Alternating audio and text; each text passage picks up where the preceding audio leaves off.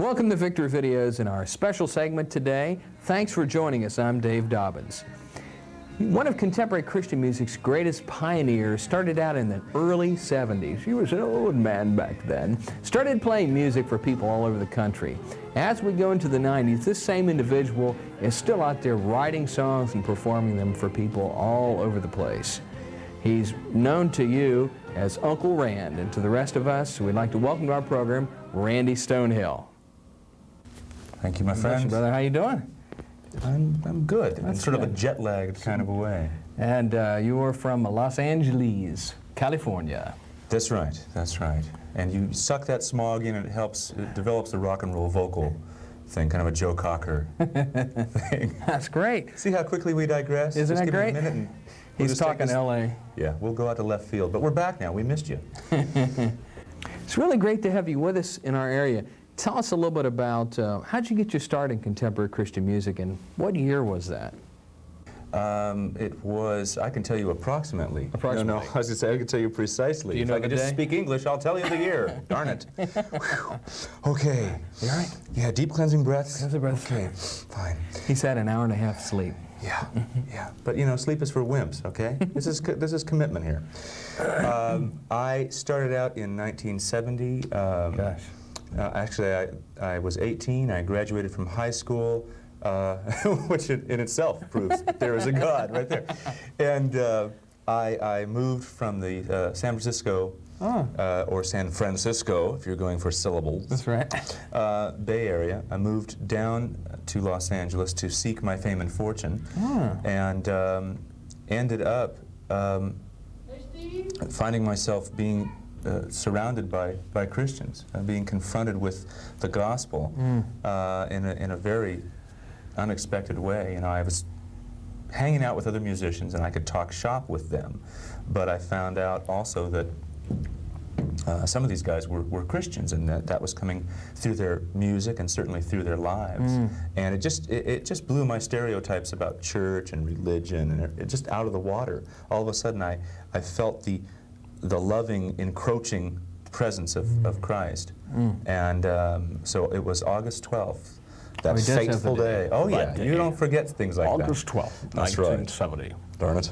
Yeah. And I prayed a simple prayer, just the key, of course, being an open heart. And I just said, Lord, if you're there, I'm here, and I just want my life to make sense. And I'm away from home for the first time, and I want to face my life like a man. So I guess the manly thing to do is just not to run. Here I am. If you're there, and if this is not a fairy tale, and if you love me, then I give myself to you. And I had your textbook case experience in the Spirit. Really big drama with the presence of the Lord, and that was the start for me. So then you went on to do music, recorded your first album, Welcome to Paradise.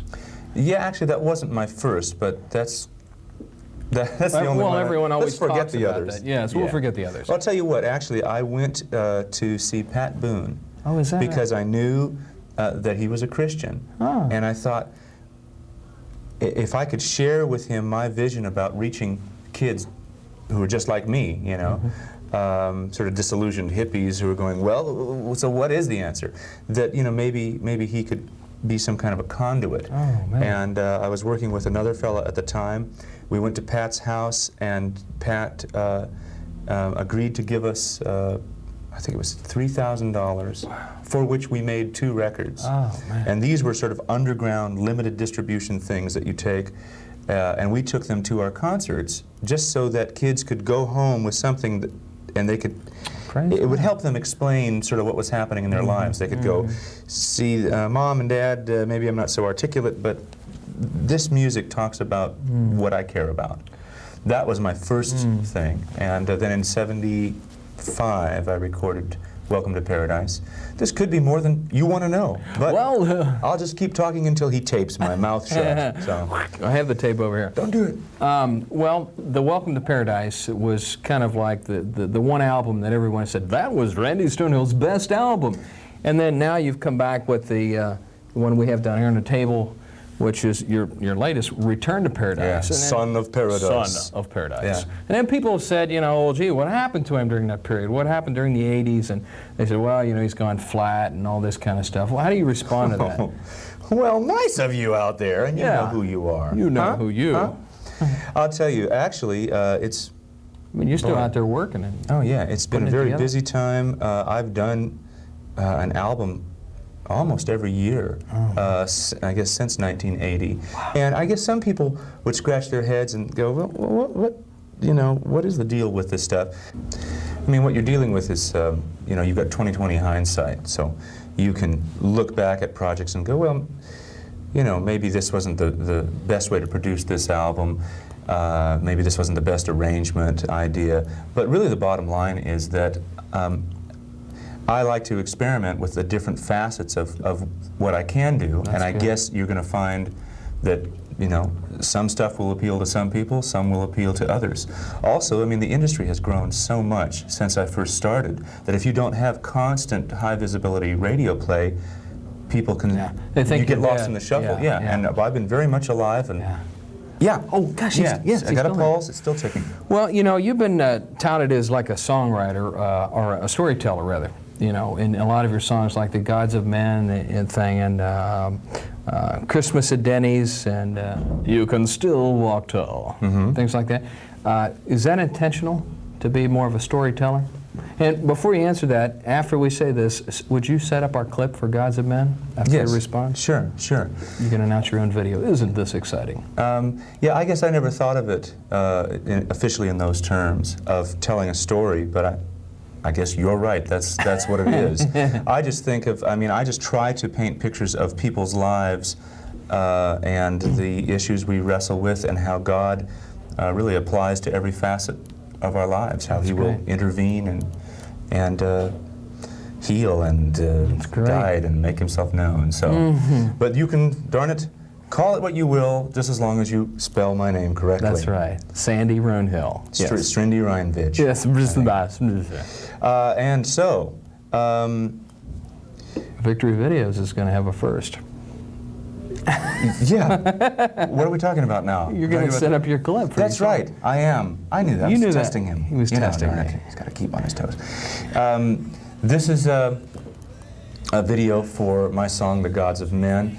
It talks about how as we go through this life and we end up chasing different things that we think will fulfill us, in the final analysis, we find that it's only when we turn our backs on those false idols and give our hearts to Jesus that we find the richness of life and we find real peace. And this is done a la rock and roll. Gods of Men. And the Lord who is true will give life back to you. Randy, you play music with a lot of people, a lot of big names. Phil Keaggy, Russ Taff, a lot of people, but nobody really makes you crazy like Phil Keaggy. For some strange reason, and we have a special surprise for you today that you're not. We didn't tell him about this. No, you didn't know. I haven't a clue. We have a special clip, a special message via videotape, just for you from Mr. Phil Keaggy. Oh no! All right. I think I'm having a birthday now, even as we speak. So we're going to watch that clip right now. In light of so many people who have heroes, you know, I think. Like Randy. Randy, right? He's a good guy. Randy Stonehill? Yes. Yeah. He's huge. Yeah. Randy, if you're watching this, you're huge. You're a monster. You're massive. And this is my response to my good friend, Mr. Keaggy. No, you. No, babe, I'm loving you. I look at you, I see precious metals. I don't know, what can I say? The vastness of your charisma is only eclipsed by the rotundity of your grandeur. Thank you. Only Phil will understand that, and of course now we're both kind of swallowing our tongues in a kind of a traumatic way. And now we get serious. Okay, we can do Yes, that. let's be serious. We're going That's for good. balance here, Yes, right? balance, that's Wholeness. right. Well, you're doing a lot of work with compassion. We were just talking off camera before we started this clip about work with the Compassion International Band with Rick Kua, who was on here a while back, Yeah. and Phil Kagi. And, you know, and you've done some things with the pro-life cause, a lot of the human spirit type things. And I see that working in your life. Tell us about that. Well, I'm just trying to, well, first of all, I see a lot of Jesus in you.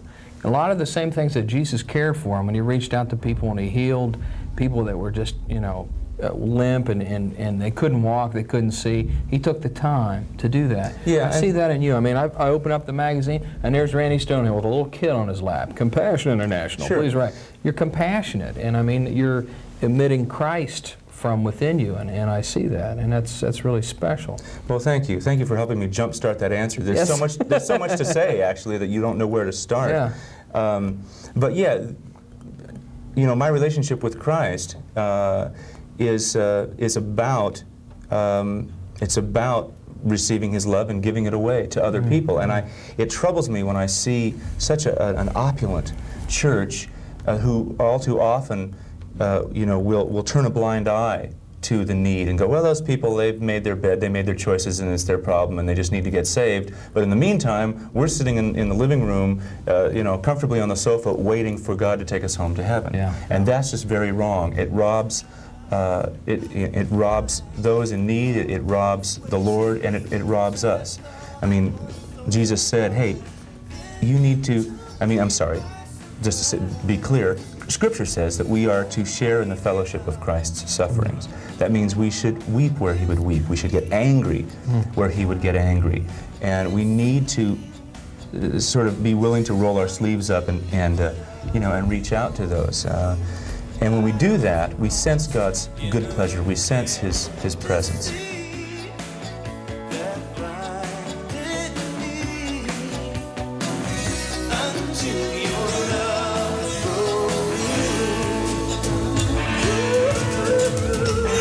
We're talking with Randy Stonehill. And Randy, as we finish out our time together today, take a few minutes to talk directly to the kids that are unsure of their future without Jesus in their heart. What would you say to them? I'll tell you, the bottom line is that Jesus does love us. Jesus remembers your name. This sounds totally outrageous, and that's why I love it, you know, because there's nobody like God. It reminds me of you know, the old song, the old hymn, Amazing Grace, and people would go, oh, that's this archaic old song. Hey, that's exactly what this is. It's truly amazing grace. The fact that even though in God's eyes we are less than a grain of sand, still He became flesh, and He went to the cross as the ultimate sacrifice of love. And He did that to bring us home, to make us whole, if we will just ask Jesus into our lives. Look, you know, read the papers, turn on TV. I mean, the future is uncertain. It's man without God. It's a dark, frightening place, and only God can pull us out of it. And He longs to. He waits for you just to say, I know one thing, and that's that I don't know.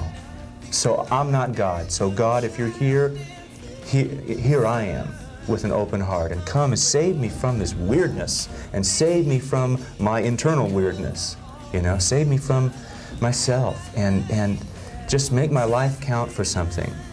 Jesus will do that. He wants you, and it's just because God's love is holy. It's not like ours. It's better, it's higher, it's other, it's holy.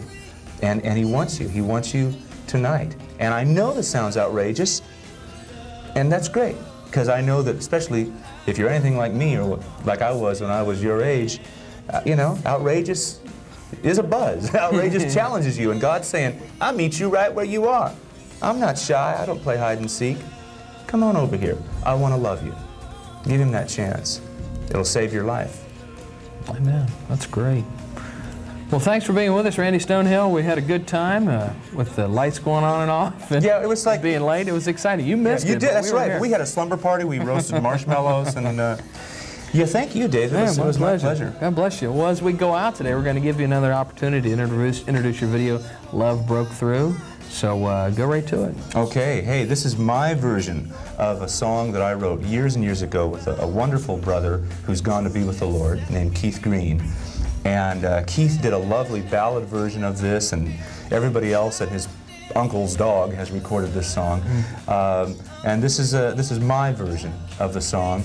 And it just talks about how God's love will break through in our lives if we will just come to Him. Our lives can make sense at last, and we can know some real joy, and we can learn to love, and that's what this life is all about. It makes you write songs like this. It makes you celebrate and become festive. And use your hands when you And talk. then like this, And too. talk I don't know very clearly. what this means. It's sort of like a Jane Fonda aerobics finger thing. I don't know. Anyway, God bless you, and enjoy the show, and enjoy the video, and enjoy his vest. Yes. Fine This is piece my of work. vest. You see my vest?